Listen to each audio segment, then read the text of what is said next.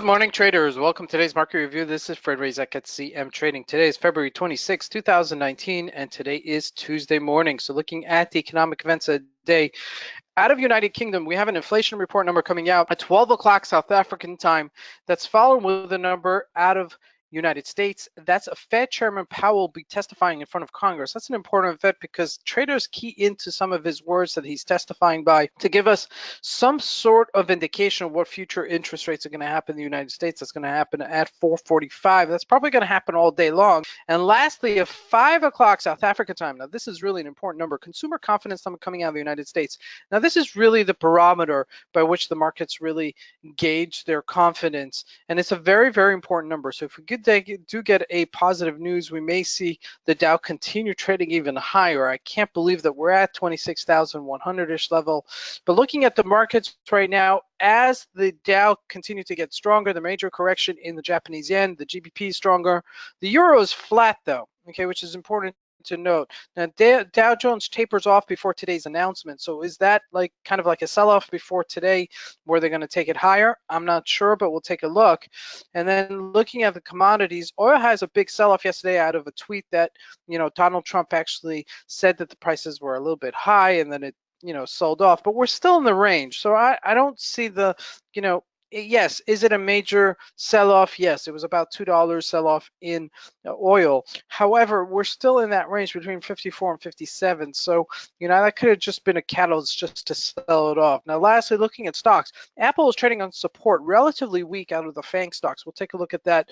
So the question is, will it break later today? So let's see what we can expect from today's trading. So we're looking here at the Japanese yen. It's a little bit of a hard trade here because we mostly have been between this 110.95-ish, 91-ish level and 110.58, which is relatively a very tight range. So if you've asked yourself in the past, why hasn't Fred discussed this trade? It's just because it's been in a very very tight formation here. Okay, however, we are getting closer to this 110.58-ish level. We're still a little bit off of that. Okay, so if we do break this moving averages, the next real support level is 110.58. If that breaks, then we can continue seeing it sell off, on the downside. We've had this 111 upside as a resistance level. We sold off sharply after that hit, and so it's a little bit of a question whether this is just going to go and continue trading sideways or whether it's going to break out on the downside. So if we do get that momentum on the downside, just be aware of it. Okay, it's not necessarily saying this is going to break today and you guys should definitely short it, but that's what you got to look for. You have to look for the catalyst. You have to look for something that's going to change its formation, change its character, and then pounce on it. Now looking at the GBP USD, got a little bit stronger yesterday from 130.87 up to 131.37, about 50 pip move for a Monday. That's not so bad. However, okay, we are closing in on our upper resistance of 132.90. That's really my next resistance level. So if we do trickle up there, that's where I would actually look to short it. But again, this has really been a very volatile situation. Well, that's, unfolding still with Brexit. We're almost 2 years or 3 years away from the Brexit vote and still no resolution. This is really not a good sign, not good economically, not good for the morale of the country of the UK. So this is something that has to get really resolved itself, and it's really, affecting the price of the GBP for the past year. Now, jumping into that oil move. All right, so this is that nosedive that we were discussing before, where Donald Trump tweeted that the price was a little bit too high, 57.75, and we're right below our resistance line. So you know what? Expected, okay? We're right there at the bottom of that range, 55.28, previous resistance level. So, buying here is not the worst thing in the world, I think. Between these two trading ranges, between 57.75 and 55.28, we're not that big of a range. So I'm not worried that we're going to go back down to the $50 area or even lower. Okay, I really think that we're going to continue trading within this range.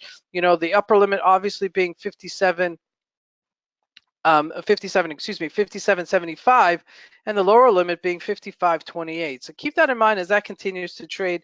Gold hasn't really been trading so much yesterday, just FYI. Now jumping into that Dow Jones, this is really important because we're selling off here. We're still above the 26,000 area. Okay, we hit at 26,224, which was a nice rally. You know, I couldn't believe that we hit this. I mean, look at this. I mean, this is a daily chart. This was back in December 7th-ish level. This is November 28-ish level, right before Thanksgiving. Okay, so this is really, you know, we're right back down. Like if I would have closed my eyes between December 7th and where we are today, this is what I would be looking at right now. Would be at the same point, which is crazy, okay? Because we hit this massive sell-off of over 4 to 5,000 points, okay, which is really unheard of, okay, with such, you know, velocity and such momentum that we're, you know, pretty much back where we were before, okay? So number one, everybody's looking at what the Chinese and the Americans are going to come up with some sort of trade agreement. That's number one. Trump is right now going to be visiting North Korean's premier, or call him dictator, or whatever you want to call him, and that's still unfolding. So a lot of geopolitical issues around the world. So, you know, ultimately, is the price priced in? Everything is priced in. I think we're a little bit overbought here, to tell you the truth, in the Dow Jones, but there's nothing really to sell us further down, okay? The regular companies, the old school type of companies in the United States, like the Boeings, the McDonald's, the Bank of Americas, the old school type of uh, companies are still doing well, and they're reporting very nicely. Okay, the FANG stocks are not, okay, not all of them at least. Okay, if we look at Apple right now, we'll see a little bit of relative weakness. However, the economy is still running. Okay, so when that is happening, the markets are going to continue, you know, rallying, because the markets are still strong. Until there's some sort of weakness, until there's some sort of, you know, diversion in the market to tell us, hey, this is recession, this is something of a red flag, you know, we're not going to see that. Okay, we saw that back in December and back in November, but that kind of like got shoved off to the side, okay? I've never seen anything like this in my 20 years of trading, this type of velocity, but then again, I've never been at 26,000 on the Dow Jones. I've traded the markets when they were 8,000, when they were 14,000, when they were 15,000, but at 26,000, that's a big jump from where we were a decade ago. That's massive, okay? If you look at the Dow Jones over a decade, let's do that, okay? Looking here at 2009, okay, of January, we were trading at 7,000, at 8,000, okay, which is crazy. Look at that. Okay, this is obviously after the massive decline over the housing crisis in the United States, but this is like tripled where, you know, in past markets, okay, if you look historically in the Dow Jones, it's never tripled within a decade, okay? It's gone up 10%, yes, but never trickled over, it never rallied, excuse me, massively to tripled, okay? This is unprecedented.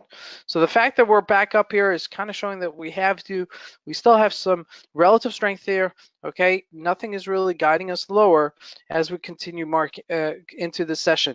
Now looking at Apple, okay, now this is something a little bit disconcerting. If I look at this right now, we saw that it gapped up yesterday, okay, gapped up decently to 173, and then, you know, kind of tallied up to 175 and then faltered. Now we're right there at support level right here. Now, if the market turns on the downside, you could certainly see this gap up actually being filled. All right, so that's what I would look there today. Now, if I look at the other FANG stocks, I don't see that. Okay, if I look at Facebook, all right, it's still strong. It's not back down to where it gapped up from. If I look at Amazon, just trading sideways. It's actually filled in the gap already. Okay, so Amazon being the quote unquote weakest of the three.